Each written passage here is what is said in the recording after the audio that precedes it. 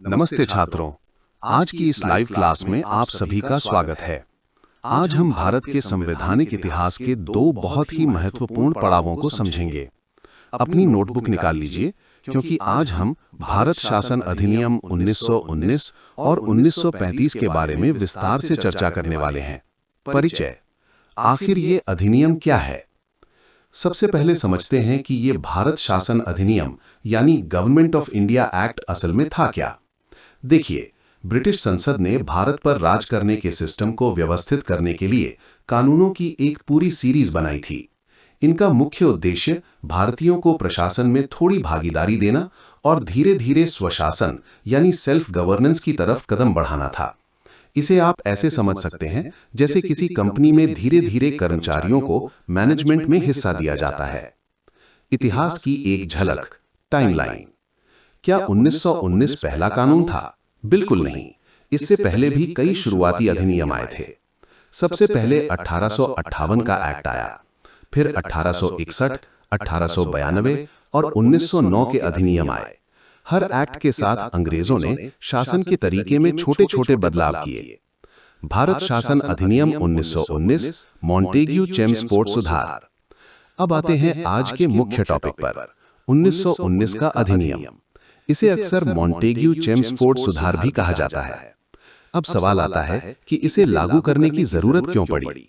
इसके पीछे तीन बड़े कारण थे। प्रथम विश्व युद्ध, युद्ध के बाद के हालात बदल चुके थे।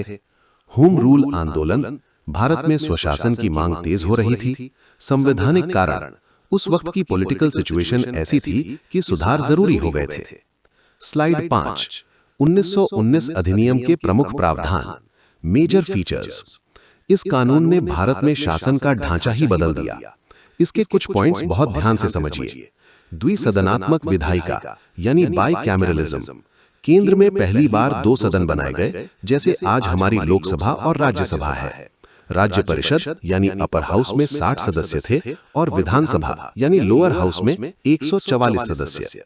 बजट की शक्ति, बजट पर वोट देने का अधिकार केवल विधानसभा को ही दिया गया था। प्रांतों में द्वैध शासन यानी डायरकी, ये सबसे जरूरी पॉइंट है। प्रांतों यानी प्रोविंसेस में विषयों को दो भागों में बांटा गया, आरक्षित जैसे पुलिस और न्याय, और हस्तांतरित जैसे शिक्षा और कृषि। प्रशासनिक और चुनावी बदलाव। इस एक्ट ने कुछ और भी बड़े बदलाव किए। पब्लिक सर्विस कमीशन, पहली बार सिविल सेवकों की भर्ती के लिए एक आयोग के गठन का प्रावधान हुआ, जिसके चलते 1926 में केंद्रीय लोक सेवा आयोग बना। सांप्रदायिक निर्वाचन, सिखों, भारतीय ईसाइयों और एंग्लो इंडियंस के लिए भी अलग चुनाव क्षेत्र यानी सेपरेट इलेक्टोरेट्स का विस्तार किया गया। सेपरेट बजट्स, पहली बार राज्यों को अपना बजट खुद बनाने का अधिकार मिला। साइमन कमीशन यानी द रिव्यू बॉडी, 1919 के कानून में लिखा था कि 10 साल बाद इसकी जांच होगी। इसी जांच के लिए 1927 में साइमन कमीशन का गठन हुआ। लेकिन पेंच ये था कि इस आयोग के सभी सदस्य अंग्रेज थे, इसलिए भारतीयों ने इसका जमकर विरोध किया।